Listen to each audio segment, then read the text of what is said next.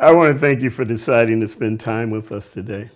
And I mean that sincerely because, and our culture has conditioned us really to close our eyes, our ears, our brains to truth whenever the topic is race in America. And that's sad because that unwillingness to be honest, to hash out, to examine, to dissect our history and thus understand how it impacts us today really is the blockage, if you will, which blocks our ability to have racial reconciliation in America today. I do believe that there's such a thing called truth. That everything is, and yes, everything's relative, but there is truth as well.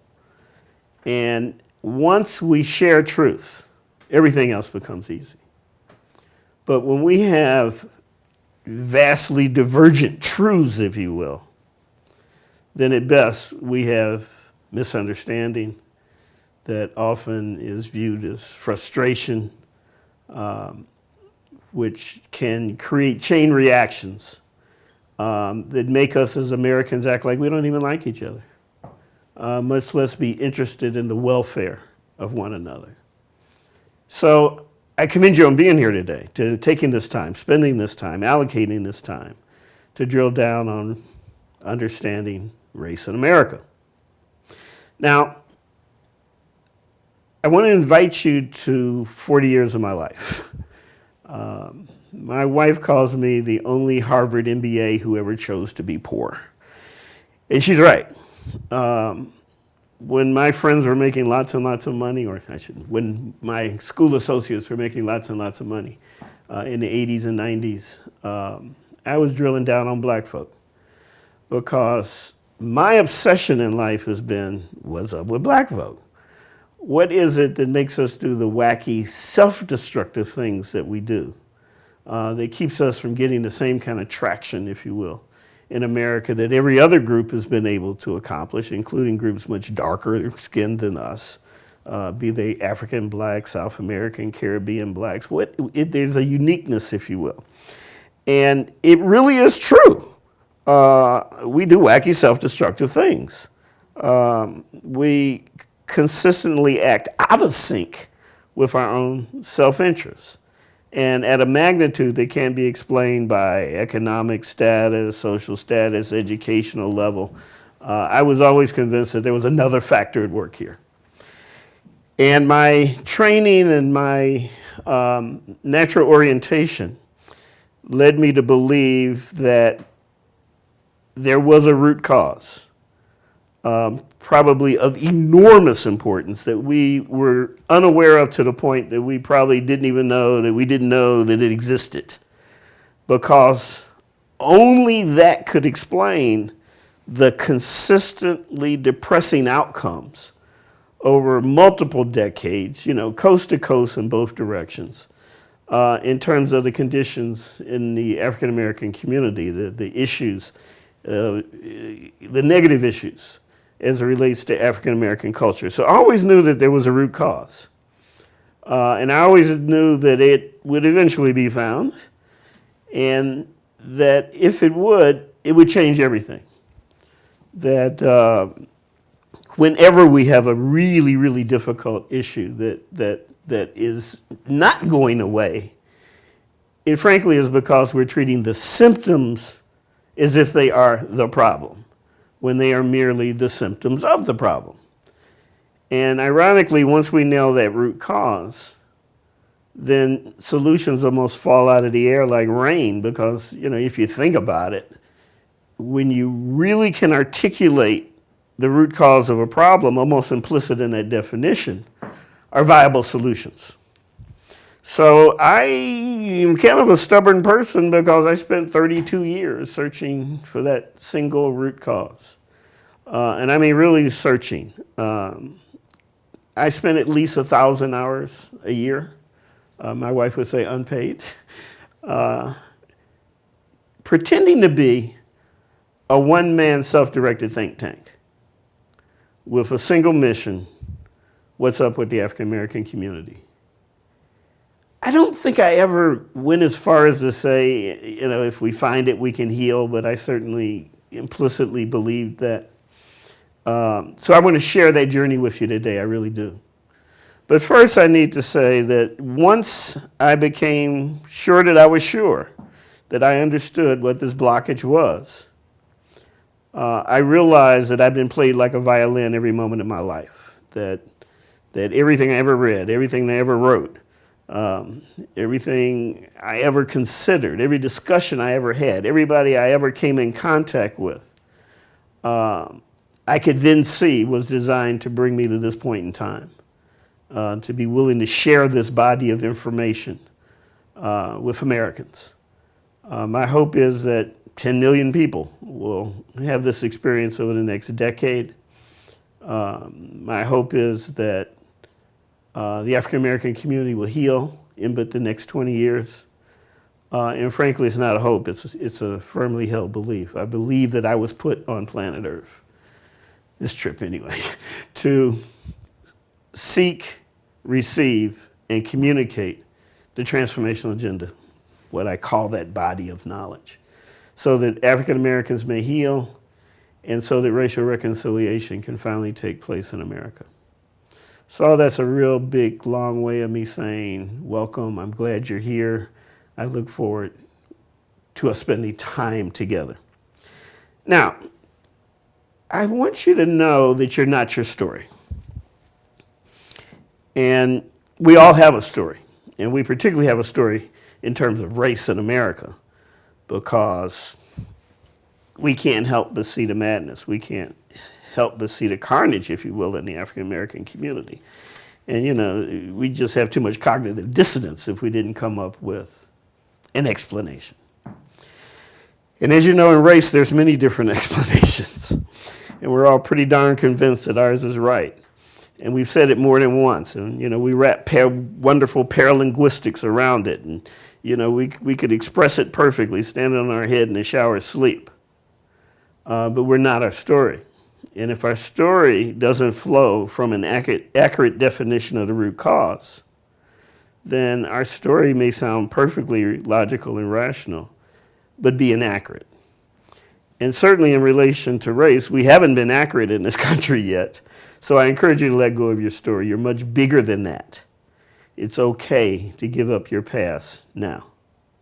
Now, most of us have a story about how we got the way we are, about what it's like to be us, and about why it's so difficult sometimes to get through life. All of this stuff has nothing to do with who we are now. How often do we come from our story when we experience life? Are we ready to let go of that now? What if you could create you the way you want to be rather than the way you think you are? Wouldn't that be great? Well, you can. All you have to do is let go of your story. And by the way, that's a quote of someone that I have infinite respect for, Neil Donald Walsh, who's the author of the Conversation with God series. Now, please do not, please do not, please do not, please do not. There is absolutely no reason for anyone to feel any blame, shame, fault, or anger because of anything that will be shared today. So please do not allow yourself or choose yourself to bring these emotions upon yourself. Let me say that again. There's absolutely no reason for anyone to feel any blame, shame, fault, or anger because of anything be shared today. So please do not allow or choose to bring these emotions upon yourself. It just happened. And only the truth can set you free. So if you ever start feeling any of that, just flick it away. It has no place in what we're doing.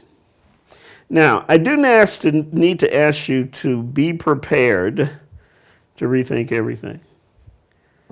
And I mean it literally, to let go of prior stories, understandings, misunderstandings, rationalizations, justifications, and to open your mind and literally be ready to rethink everything. In fact, I have a challenge for you. It's a very difficult challenge, I know. But I need to ask you to simply process at a deep level the information presented today.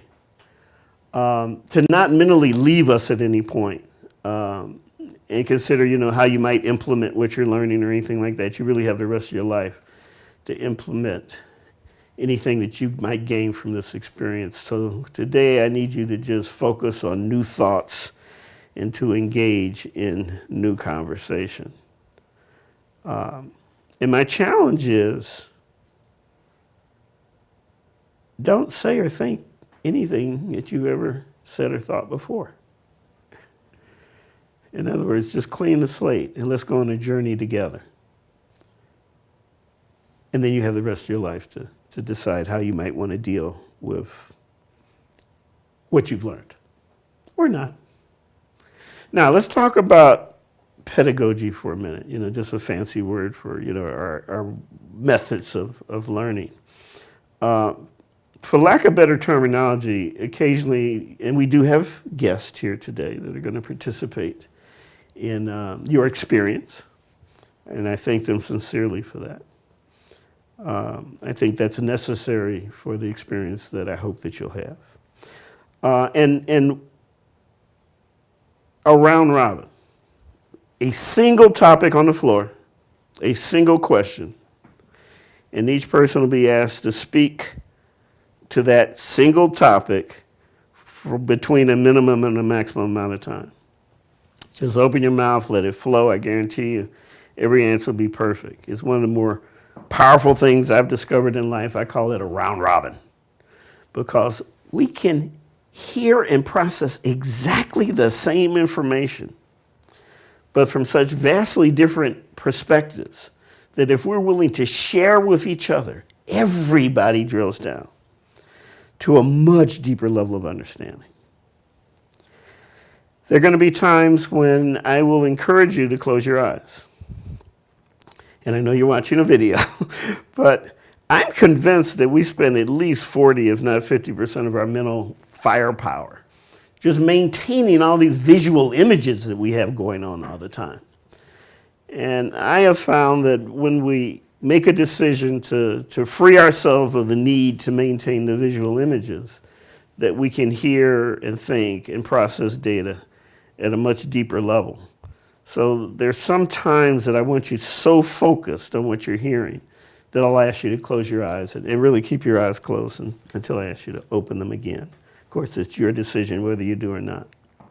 This next point is really important. What we're going to do is very Socratic and very experiential. Bottom line, all of the work's going to take place inside your brain. I'm basically just going to ask a bunch of questions and just kind of guide us through a thought process to intellectually examine race in America, slavery in America. You get to process all of that and ultimately decide exactly what context you choose to embrace or not that information from within. That also means that it's very experiential. It's the experience, your personal experience of the information, which is its value. So I thank you for being here, and I thank you for being willing to take this journey. Now, you've allocated this time for this purpose. For optimal benefit, you're going to have to do optimal focus. So I encourage you to close yourself off from the rest of the world to the degree possible, to silence all electronic devices except those necessary to have this experience. And I thank you for being here.